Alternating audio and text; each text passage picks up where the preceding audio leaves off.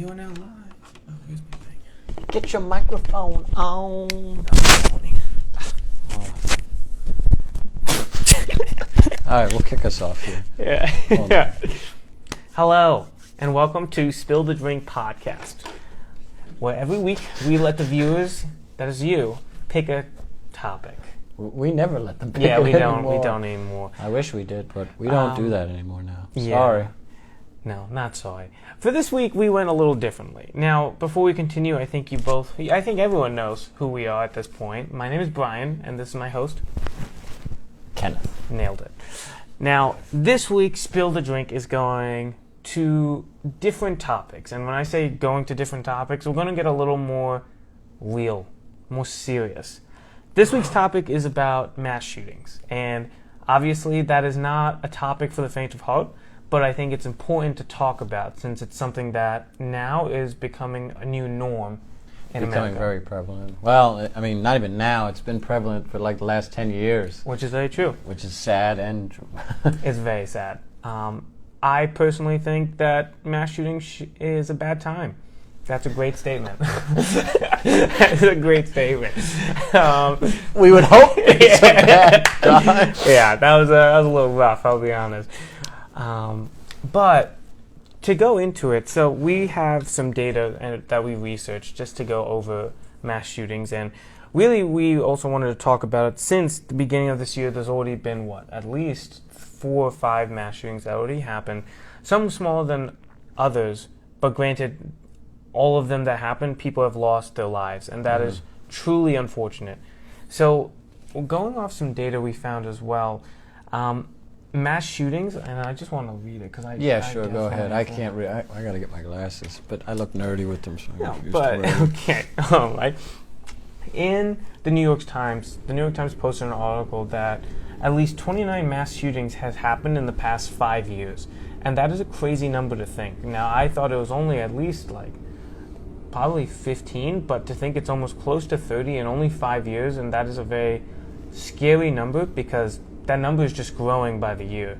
This year alone, we've already had 5, 6, and big ones that are only discussed on the news. And at that point, that's still very scary because we're only 6 months into this year. And that is a serious problem. Young Americans also, another statistic that was written, was that in 2019, it was found by an economic committee that young Americans. Yeah. The young Americans between the ages of 15 and 24 are 50 times more likely to die because of gun violence than they would in any other economic comparable country. And that's kind of scary to even read when you think about it, because that's a pretty small span of life, 15 to 24. You really haven't lived any part of your life, and you're saying that there's a higher chance in America that you can die from a gun or any gun violence than any other country, and that is pretty scary. No, I don't know why it's so high, like 50 times more likely, and that's with countries that make as much money as we do. Yeah. Or, I mean, close to, if not more. I don't know where we are with GDP. I mean, that's unrelated right now. It's not really that important, but I guess countries like China. Yeah. I mean, we're a much richer country than, like, Russia. Yeah. What would be another economically comparable country? I don't know if this is the best statistic to have, but needless to say, the number 50 times more likely in that age range, that is still pretty scary. Even if it's overblown and a little exaggerated, I find that pretty daunting. Now, that's not necessarily mass shootings, that's just any type of gun violence. And going back to the first statistic you talked about with having at least 29 mass shootings in the past 5 years, him and I were talking before we went on the air. We don't know what really constitutes a mass shooting. I don't know if they're talking about at least 20 people dying or at least 10 people, because in my eyes, a mass shooting could be 2 casualties, it could be 3, it could be 4. So I would say that number is a lot higher than 29. Yeah, it's very true. I mean, to us personally, we think if it's more than 2 lives, then you're already losing something really big. Any life for that matter. It's not good. You're losing someone you didn't get to know yet, and that's pretty upsetting. That's true. That's really upsetting. Another upsetting fact, not to just spew facts at you, but in 2017, more than 40,000 Americans died of gun-related injuries, and 2,500 of those were school children. And that is a fact that I just couldn't fathom, because kids are something... Obviously, we don't have kids, but when you think of a little kid, they are just kids. They don't have to worry about anything like that. They shouldn't have to worry about anything like that. But to hear something as depressing as that, where they didn't even have a chance to grow up, Yeah. like that's sucky. And this kind of actually brings us into the conversation of how can we do better as a country? Like, what would we have to do to make these changes? And I think one of our questions, Ken, our first question actually, and this is to you guys and to us too, but what would you do, and we're talking to you viewers, but also us as well, what would we do to stop this type of violence going on, especially gun violence? Like, what can we do to stop it? So if, like, I were a politician, like, what strategies I would try to employ in order to try to minimize it? Because you can't stop it completely. True. Very true. I think the first step, it's such a hard problem to kind of solve.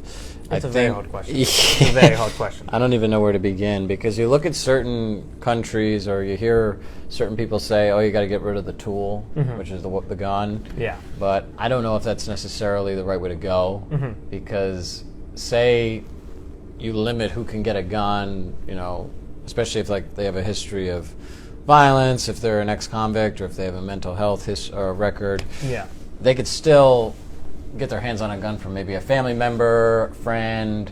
Yeah. So I don't know if, like, I think there has to be some regulation and some restriction on who can get a weapon. But at the same time, I think it also boils down to people just learning from their parents and showing them how to behave. I think sometimes with not so much the mass shootings, but the gun-related issues, it sometimes happens in these bad neighborhoods where there really aren't father figures, and they don't really know how to act, and then they kind of get involved in gang activity, and before you know it, they're sort of getting exposed to certain situations that they're not comfortable with. Now, that's one way to look at it. I just think you got to go multiple routes with this. It's not, oh, get rid of the weapon. It's not just focusing on mental health. I think it's a multitude of things. I agree with that. Now, I do agree also with what you were saying before, that it might be in, like, definitely in low income places, there may be a higher probability of something happening like that. Yeah. But in some of the cases, I do feel like a perfect example is the one in New York. The guy literally was in a great family. Yeah. And he just left and went straight to murder people. Which story is this? The Buffalo story. Oh, okay. So he drove 2 hours out of the way just to kill people in a supermarket, and it was racially motivated. He went to Buffalo knowing who his his targets were African American people. Okay. And he was aiming for that, and so that's why I don't agree completely. But one thing you did mention was there are restrictions currently in place. One restriction I would change, if I was a politician, would be raising the age of getting a gun to 21. And currently it's 18? Currently 18. To buy an assault rifle and rifles and stuff like that, you can be 18. But then once you can get a handgun when you're 21. Depending on the state, you also have to apply for a license. But some states, I don't think you need to. Now, personally, I would do it to 21 because I feel like at 18 you have become officially an adult, but you still have a lot to learn. And I don't understand what the difference between, why can't you just drink? You know, you can't drink a bottle of alcohol because you're under 21. You can't make good decisions yet. But then you can buy technically a gun and make good decisions with a gun. So personally, that's what I would change as well. Another big thing I would change was also probably take out shotguns, assault rifles, stuff like that. It could only be used in hunting. Now, granted, that's predominantly what it's used for, but I would also sell less of the production. So I would try to decrease the amount of ARs being sold, try to decrease the amount of manufacturing, mostly because if you have one AR, I don't think you need 3 more. And I know hunters there's weapons collectors, stuff like that, but I don't believe everyone needs that many guns. What do you think? Well, I have a cousin that collects guns for, as a hobby. Gotcha. He's got 30 guns. Okay, so... Now, a lot of them are just kind of like antiques. Oh, okay. Well, so they're not even really able to be used. Yeah. Going back to raising the age to 21, I don't know if that would make much of a difference in my eyes. I don't think it's a bad idea. I just don't know how much of an impact it would have. And then you also had one other point. Stopping the manufacturing of guns? Yeah. I don't know. I mean, that could help, I guess. The less guns just around, whether they're legal or illegal. I don't see that as a bad thing in terms of lowering violence. Mm-hmm. But I mean, I just don't.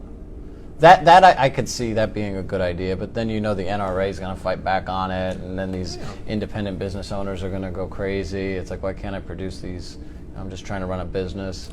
Well, I think also with that, the idea I brought up as well, too, was because it's also following the idea of what Canada did, where they stopped, or they reduced and put in federal law that you can't, I think you can only manufacture, only sell a certain amount of AR-15s, you can't sell as many anymore. Okay. Which I thought was really good. And I know New York as well, after the mass shooting, their legislation put up a bill that was going to be passed where AR-15s can't be sold anymore.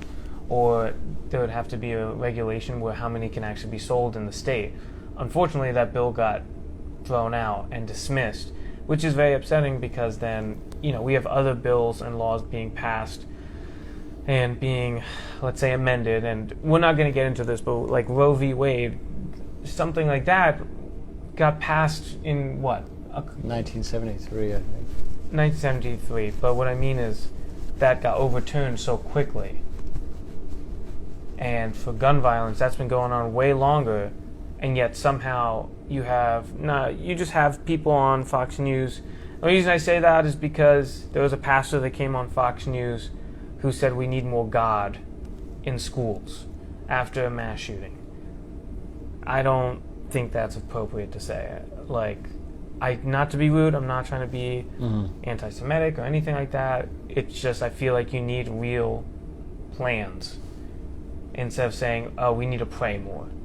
And another question I feel like I would like to ask you guys is do you believe teachers and first responders need to be ready for honestly a mass shooting incident? I feel especially teachers-wise. You've seen it. I don't know if you've seen it as well, but on YouTube there are teachers now coming to school with bulletproof backpacks, bulletproof blankets to put over windows, and having bars at the end of a door so then shooters can't come into the door anymore. It's locked in until emergency responders can come in. And yeah, sure, that can help, but do you really want to go to an environment where you have to do that everywhere? Is that just going to be a new norm now that teachers are, not only since they have so much to handle from teaching children, making lesson plans, being understaffed, underpaid, now they have to protect your children from people who are trying to kill them as well? Mm-hmm. What do you guys think about? What do you think about that? Well, I'm not crazy about the idea of a teacher holding. Well, I mean, I'm not against it if the teacher knows how to operate the weapon. Mm-hmm. In a perfect world, I wish they didn't need to go down that road.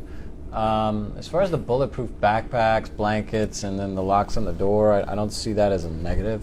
I'm not happy about it, but if it's going to help out a little bit, great.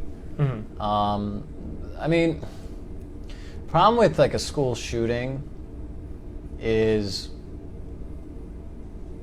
the person ends up coming in, the perpetrator. Mm-hmm. The person could come from the inside too. It could be a student. Yeah. It could be another teacher that's the criminal. Or like I said, the perpetrator. And then before you know it, they're in your classroom. So it's if we're going to have teachers carrying weapons, what's the chance of them actually being able to use the weapon to either defend the kids or disarm the suspect? Yeah. No, because think about if we're going to take this house for instance, right? Mm-hmm. Somebody barges in through. We're in the basement, but say somebody barges through the front door. Yeah. My gun is stowed away upstairs in my room. Yeah. And I'm in the family room when somebody comes in. Yeah. I don't have enough time to get to my weapon Yeah. to defend myself, Yeah. or at least go on the offensive and take out the person. So that question, of, okay, logistics, where's everybody set up, that can apply to this too. Mm-hmm. If it's a big school Yeah. and you hear gunshots and say it's happening in room D and you're in room A, maybe you have enough time to get to your weapon. Yeah. That's the other part of it. I mean, unfortunately, if somebody were to be in room D, I don't and that's where it starts, I don't think they're going to have enough time to get to their weapon. If they're in rooms C, B, A, maybe. Well, what do you think? Well, so let's say forget about the weapon. What do you think about teachers and other employees in a school having bulletproof backpacks, having this idea of like, if anything happens, they're responsible to make sure everyone's okay and that they're safe as well? Do you think they should? That should be a norm now? Like I answered that. I don't really have an issue with it. I don't think they should really be responsible for it. Yeah. I mean, maybe teach them or instruct them, okay, if we run into a situation like this is what we recommend you do. But at the end of the day, they are just teachers. I mean, they're not. I mean, you could train somebody how to operate a weapon and how to follow like the instructions when it comes to the backpacks and the blankets, but I don't think you can expect too much. Yeah, no, I agree with that. I think, like you said, they are teachers. Yeah, I think I just have a problem with that because obviously to save lives, to make sure everyone's okay, but I just don't want, I don't know, it's like the same thing that happened in Colorado too with the shooting in the movie theater. Like I'm not going to, as a kid, like I was never going to school thinking I'm going to get shot. Yeah. You know, and I feel like that's... Neither did I. Yeah, like even as a teacher as well and as an employee, like that's the least thing on my mind. But having that idea in my head and sitting in class, like that's kind of scary. And I feel like that causes concern for not only for a teacher, but as a student, because that can affect them mentally as well. Any big loud noise can cause them to get all scared, you know, even for you. And it's a lot more concerning and can develop problems over time. And another question, going back to just old schools too, is do you think that there should be a police officer at schools?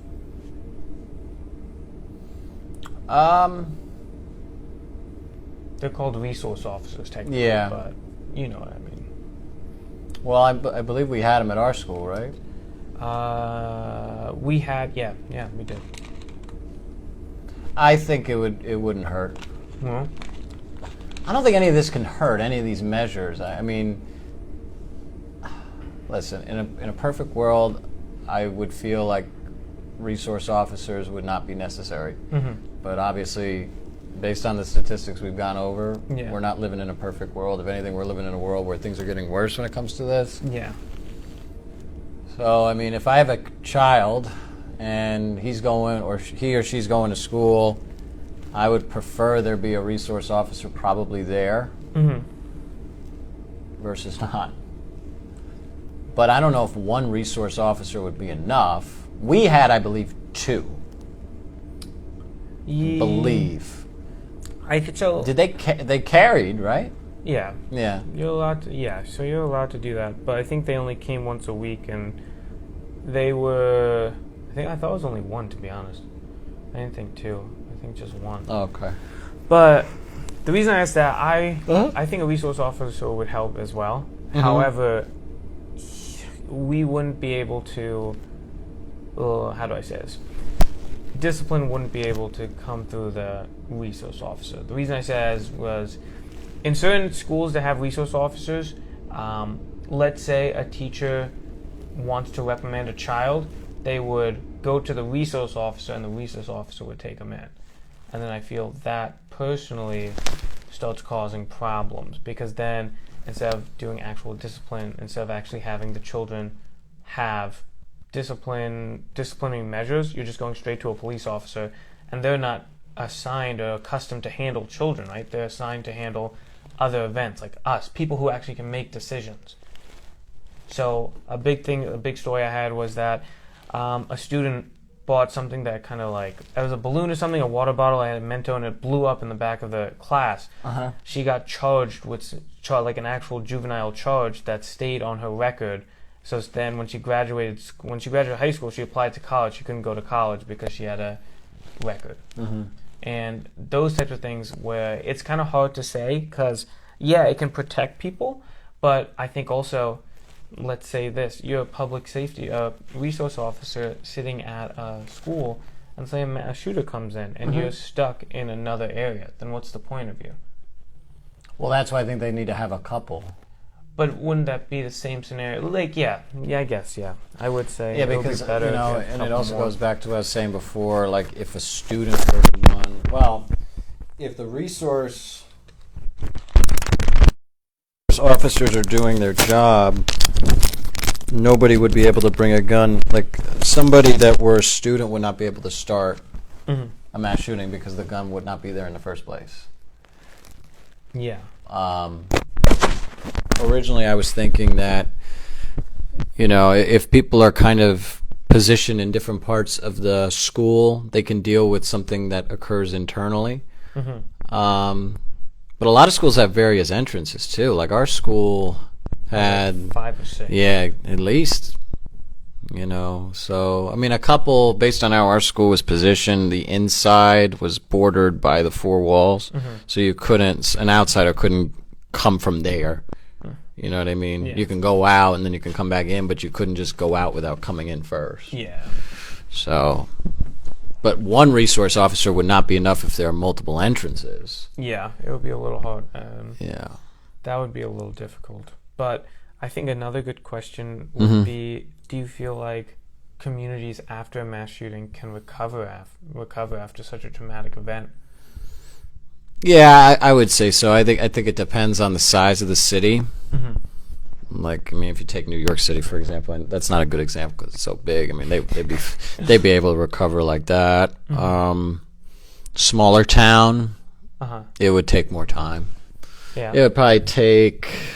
Well, it also depends on how many kids. Well, if it's a mass, I mean, we're focusing more on schools at this moment, right? Yeah, we we want to talked talk about about. that, yeah. Well, I mean, it's okay because, like you mentioned, a lot of the deaths from gun violence have unfortunately resulted in the death of kids. Yeah. So, Yeah. but I think a school shooting, I think that has more of a lingering effect just because kids are involved. Yeah. I agree with I think it just depends on the city size and then whether or not it's kids that are involved. I think those are the two factors. If it's a small city like Newtown and kids, then it takes a toll. But if it's New York City and 10 people get shot in maybe a supermarket or whatever or Whole Foods, I don't see it really having that much of a lasting impact. It sucks. It's tragic. Don't get me wrong. that. Yeah. But I don't think it would really. It would just kind of go under the list of another mass shooting. And a lot of the mass shootings we don't hear about. Yeah. A lot of them we do, Yeah. but a lot of them we don't. No, that's true. I haven't heard of 29 mass shootings in 5 years. I know a couple. I Yeah. haven't heard of all those. Do you feel like the ones on CNN kind of encourage other people to try and top that? And to kind of make, because that was an argument that I saw.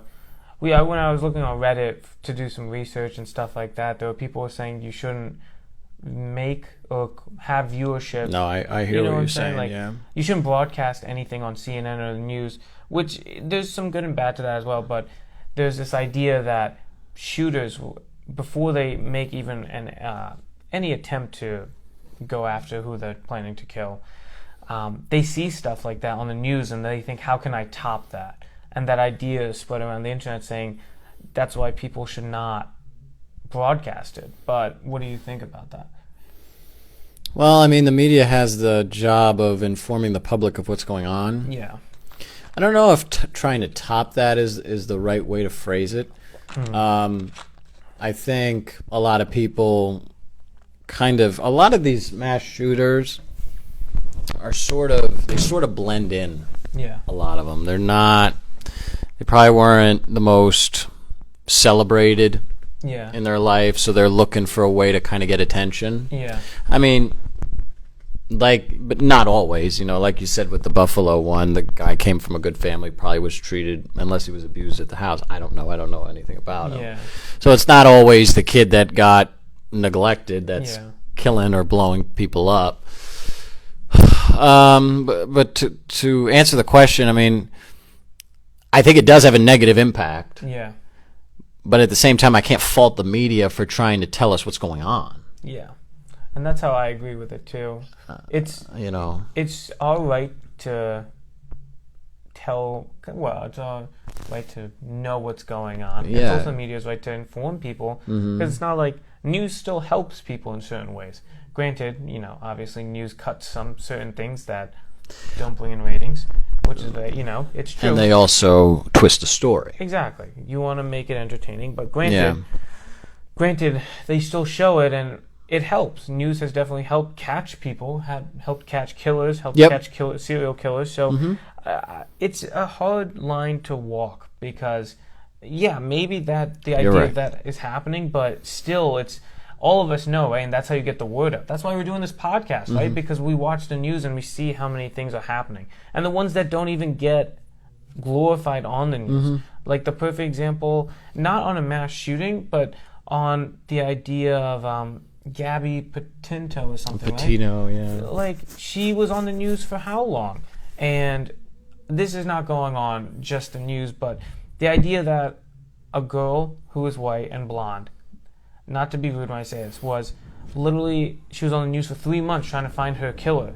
And then there are multiple girls, multiple people who have lost their lives or are gone missing and do not even get any coverage of the sort. But this woman was on TV for 3 months or 2 months.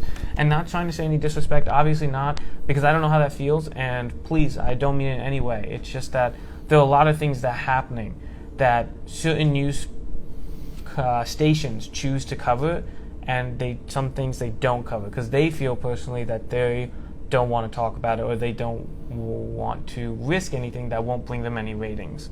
So especially for mass shootings, or even shootings in general, there are a lot of people, I feel like, who have lost their lives, who have gotten injured, and that's why the stat even says, like, me and Ken did not know that stat was that high.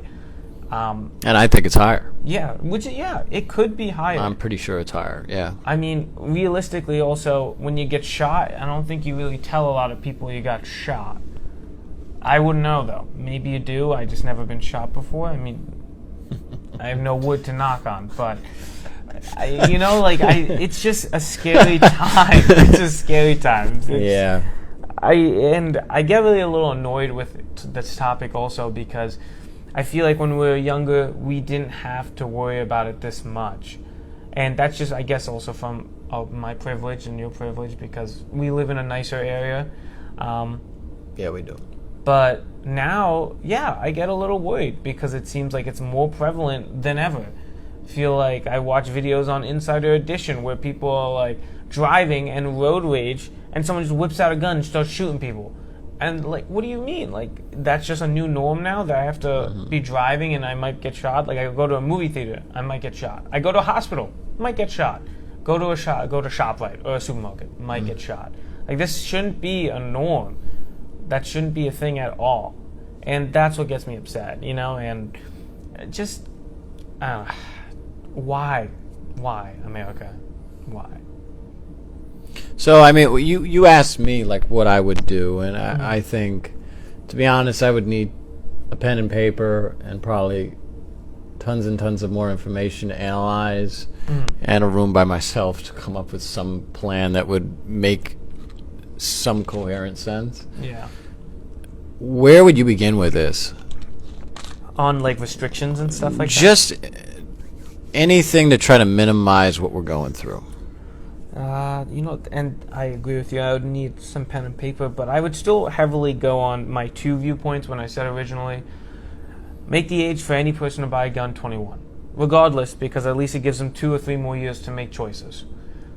That's how I feel. I feel like once you see a little more life, when you move out your parents' house or you go to college, you kind of understand a little more about life. 2, I do definitely believe that guns should be kind of not manufactured as much, or there at least should be a cap on how much guns can be sold per month or per year. Now, obviously, as Ken brought up, it will affect GDP. It will affect certain economics in our country because gun makers and owners have certain things they have to buy that goes into America's economy, and that will definitely cause people to, I would say, like, probably lose their jobs. Probably unemployment may rise. I'm not saying I'm an economist, not economist, Jesus. Economist, so I don't really know for sure, but I feel personally that's what would happen. However, it would be for the greater good, I believe. Now, that opinion might be fought, and I totally am ready to have an argument about that. Now, am I saying I'm right? No, but these are just my personal views. Some guy in a camera talking. So that would be my third option, or second to third option. And then, honestly, my last one, I don't really know. I think, I don't want to say reduce ammunition and stuff like that. I don't know what my third one would be. I only have those two right now. It's hard because, well, actually, I'll say this. I would make it a federal law instead of allowing states to control what type of carry you can do. And what I mean by that is, I would change the idea of, like, if you can open carry in Texas, but then in Jersey you can't. I would actually change that all where you can't open at all. You can't just carry a gun anywhere. You would either have to have concealed carry, and that concealed carry would actually have to be, you'd have to do 2 background checks. And what I mean by that is, when you buy a gun, you have to do a background check. And then when you do a concealed carry, you have to do another background check. And yeah, that might not really help at all, but I do think it will help a little bit.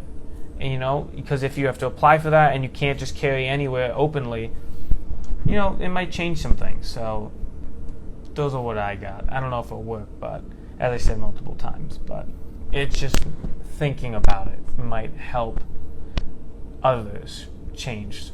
So, well, I think there are a couple of things that are working against maybe lessening the impact of mass shootings or the prevalence of them. Number one, the media, like we said, there's a monetary incentive to disseminate the most quote-unquote interesting story that they can possibly produce. Yeah. And in an unintended way, they end up glorifying the shooter usually. So there's that. Yeah. And it wouldn't make economic sense for them to do otherwise. Yeah. And then secondly, we've both touched on it, lessening the production of guns, chances are we'll have some negative economic consequences. Yeah. So there's that as well. Yeah.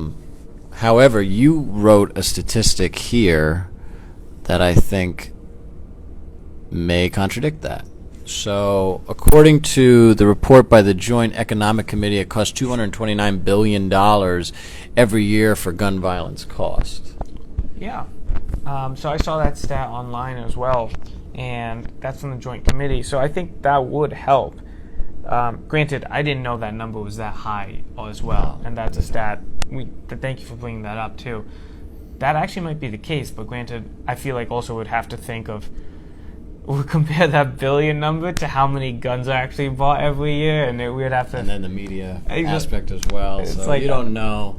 The fact and figures change real quickly, and but that's what I mean, Ken. It's like, the idea of, you can take something away, but bad will always come with it, right? Yeah. It's the idea of also when weed got approved is it federally or state level? I forgot which one. I think federally it's still classified as a Schedule 1 drug, I think. Okay. So then legal state-wise, I'm not sure to be specific. Yeah, I really don't. I know in New Jersey it's legal now. Yeah, so that's what we know. But what I mean to say with that point was that, making it legal is amazing. It's great. Now people have more options to do it. You don't have to worry about it. It can help some people, but then there are also people who misuse it and then maybe drive when they're a little high, which causes car accidents, which can kill people, Some people lace it with things you don't even know. There's just that might be not the best example, but what I mean is that things happen even when some good happens as well. Like something can pass and good can come from it, but also bad can come from it as well. No, you got a point. I mean, weed indirectly, not so much. Let's focus more on alcohol. I mean, alcohol and guns both kill a lot of people. Yeah, Some are killed directly by alcohol due to alcohol poisoning, or indirectly, somebody gets too buzzed, they end up knocking somebody in the head, they hit them, they hit their back of their head, then they're brain dead. Yeah. Or car accidents. So there's a good way and a bad way to use things. I mean, I'm not saying that guns are not dangerous. They certainly can be. That's why I sort of go back to, like I said earlier, like I don't know if getting rid of the weapon, and I'm not saying you're saying that, because you're not saying, abolish guns. Yeah. But I don't know how much of an impact. I mean, obviously that's the tool, but a lot of to me, it's more the person behind the weapon. Yeah. But I mean, that's a good statement though, because at the end of the day, someone needs to pull the trigger, right? Yeah. And that's what causes the whole problem. You can go after the person, or you can just go after if he just never had an opportunity to get a trigger in the first place. Yeah. And it's hard because that idea is, look, the Second Amendment, right, allows us to. That's the other thing that carry you got to be guns. careful with too. Like And- a lot of constitutionalists are like, well, if you start taking away this amendment, who's to say they're not going to take away amendment number 1? Exactly. Yeah, free speech. I mean, that's the entire media content. They were allowed Freedom to of press, petition, Exactly. religion. And it's that type of deal where, okay, we understand, but it's also the idea of going back to Roe v. Wade just real quick, it's just, that's a freedom we had, and now, well, not us, but, women everywhere had. And now that idea is completely abolished. And some states are fighting it, which is great, but now some states are like, you can't do it anymore. And I think that's ridiculous. And now other things like, I forgot what the cases were, but 3 cases where I think it's like they're thinking of going after gay marriage, transgender something, and there was something else too where now they're going after those cases, and I think that's ridiculous because for 50 years we've moved forward and we're able to allow this opportunity, because having a child is very hard. I believe, I'm a guy, I don't know, but I feel like bringing someone into this world is very hard for a woman, and I personally believe you should have a choice. Just because you're having a kid doesn't mean that was what you planned. There are a lot of instances where things have happened and women have gotten pregnant, and it's not what they planned, and it just happened, and I'm just getting heated for no reason, but it shouldn't be like that. They should have a choice in that matter. So it's stuff like that. When you talk about the Constitution, it's like they changed. It was the Supreme Court. They saw small things that they were like, oh, it's not actually written in the Constitution, so we can change that. And it's stuff like that where it's small little loopholes, and now you can just do whatever you want. So I feel like especially for gun reform, since it states in the Constitution, you're allowed to carry a firearm. People will just jump on that. It's like, it's the Constitution. It's unconstitutional to change that. And I'm not saying that we have to change it. I'm just saying let's update it to where we are in this year. There's a lot more problems coming up now with guns. And it's either we start changing with the people or we change with the guns. Why not just try to change both at the same time, right? Do you think certain people should not be allowed to have a firearm? Yeah. I definitely believe it. Which groups? I know right now there's restrictions on people who have been institutionalized, involuntary, people who have felony charges. Okay. People who you have used or have been caught using controlled substances.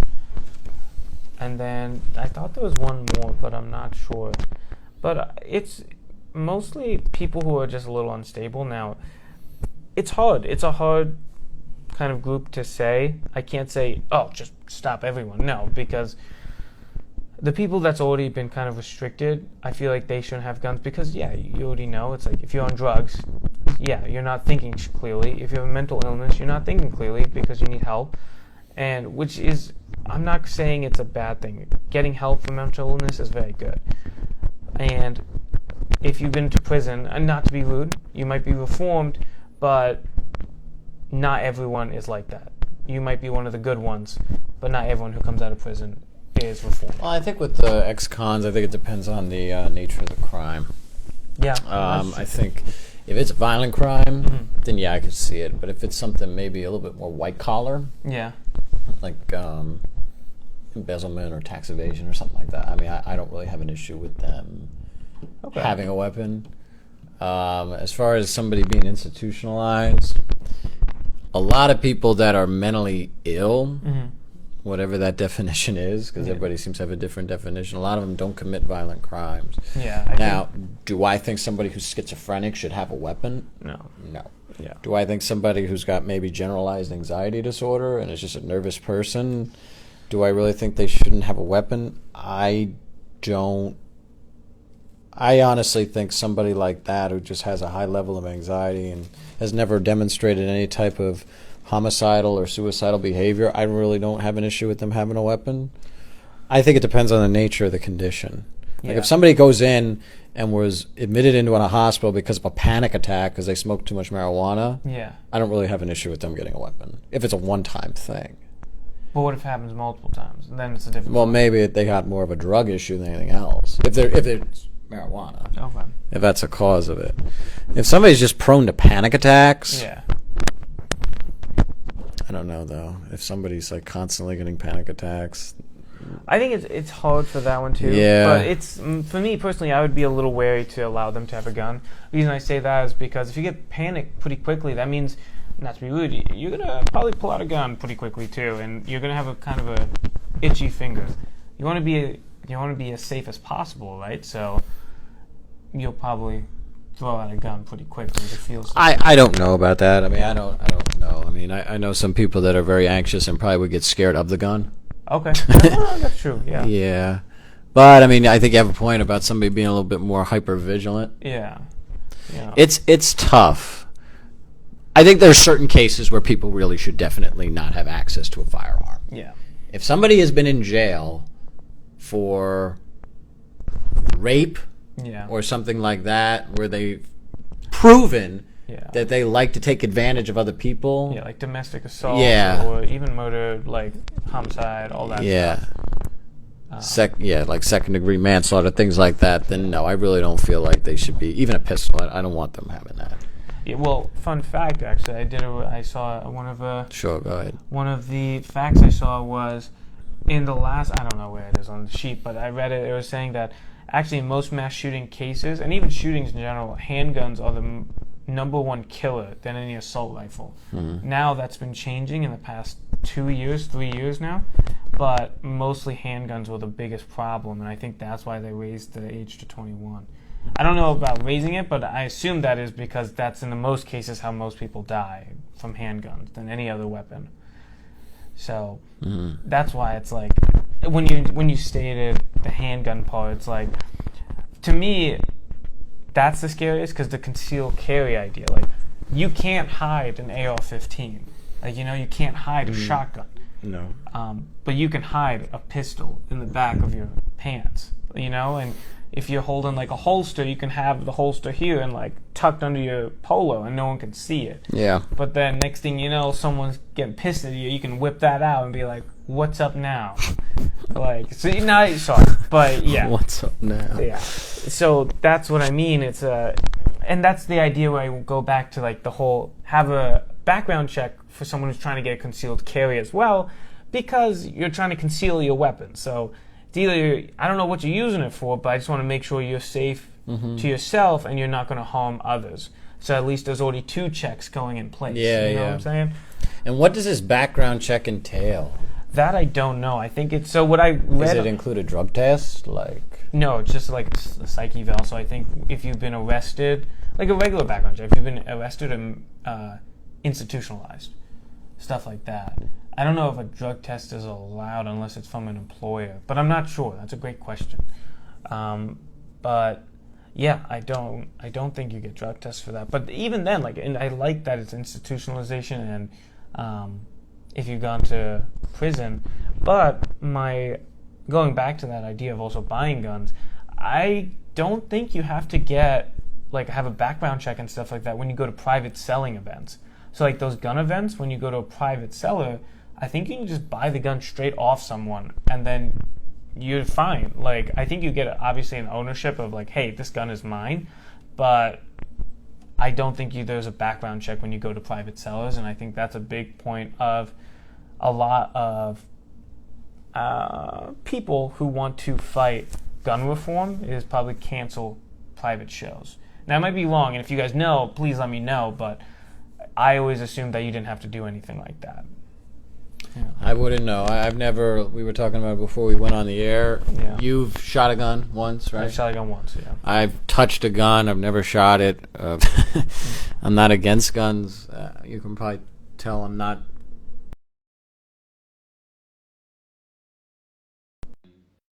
Have a gun. Certainly not what I'm saying, but that's just kind of our experience, our background with it. We're not the most experienced. I have a few friends that are really big hunters. Yeah, same.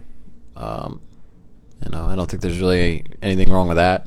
No, I think vegans will disagree with me, but sorry. Meat is murder. Yes, sorry, sorry, Sawyer. Yeah. No, I agree with that though. I mean, that's why I think I said before too. If you're a hunter, then I kind of respect it, because then you know the quality of your weapon, and also you kind of know what you're doing. A perfect example was kind of me when I shot my first gun. It was a .22 in my friend's backyard. He has a bunch of acres of land, and there were definitely moments where you could show that I didn't know what to do with a gun. Like, didn't know how to reload it, didn't know how to. It was just a .22 rifle, so you had to like cock it back and forth. Yeah. And there are times where like I forget that I have to point it down, so I don't want to shoot anybody, right? So I'm just like holding it sideways like this.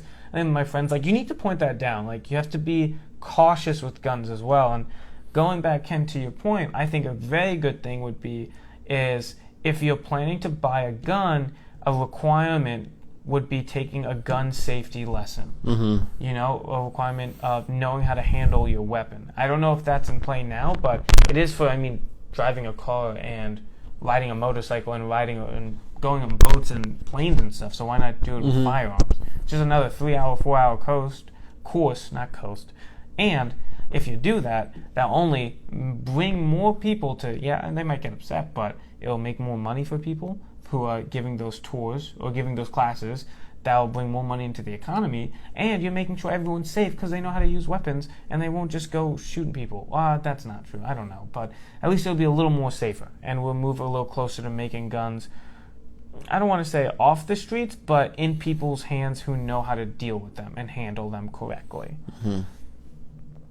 I think that's a good way to maybe close this out. Yeah, I think so too. That's another good idea. So you'll add that to your action plan, you know? Yeah, I don't know. I think you and I might have to develop one. That might take a couple days. Like I said, pen, paper, in a quiet room, and loads of information to come up with solutions based off of. Yeah. So, but I said I'd give a shout out to somebody. Oh, yeah. If you haven't, please go follow. I am Felipe Olmedo. Oh my God. All right, there's that. Anyway, yeah. I just want to say thank you guys for joining us tonight. This episode was definitely a little more real than I feel like the other podcasts we did. This is a serious issue that we wanted to talk about, and we're grateful for you guys coming on and at least listening to us. If you guys watch this later too, we appreciate it, and let us know what you guys think, because we'd love to know what you guys think. Your opinions are just as important as ours, right? We're just a bunch of kids, men, sorry, we're old now. We're old as fuck. Okay, I don't know that, but we are just trying to figure out ourselves in this crazy world as well. So just let us know what you think, and tell us how we're doing as well. We always appreciate constructive criticism. Constructive hate. Okay, constructive hate too. It's the same thing. I don't know if it's the same thing. Okay, guys. Thank you. Yes, it was great talking to you guys, and you guys have a great night.